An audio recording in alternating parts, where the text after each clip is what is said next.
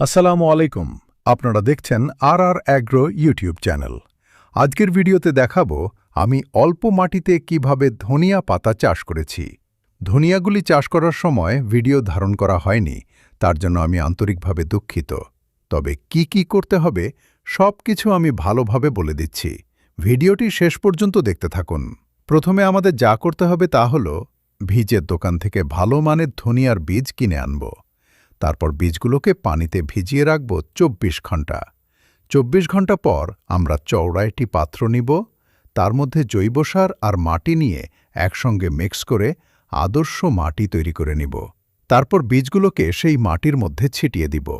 তারপর উপর দিয়ে অল্প মাটি ছিটিয়ে দিব।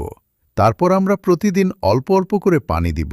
তাহলে ৪ থেকে ৫ দিনের ভিতরে ধনিয়ার বীজ থেকে চারা বেরিয়ে আসবে। আপনারা নিশ্চয়ই স্ক্রিনে দেখতে পাচ্ছেন আমি সবখানে অল্প অল্প করে ধনিয়া লাগিয়ে রেখেছি। আমরা যদি সবখানে এইভাবে অল্প অল্প করে ধনিয়া লাগিয়ে রাখি, তাহলে আমাদের যখন প্রয়োজন হবে তখনই ২-১টা করে গাছ তুলে নিয়ে আমাদের প্রয়োজন মেটাতে পারি।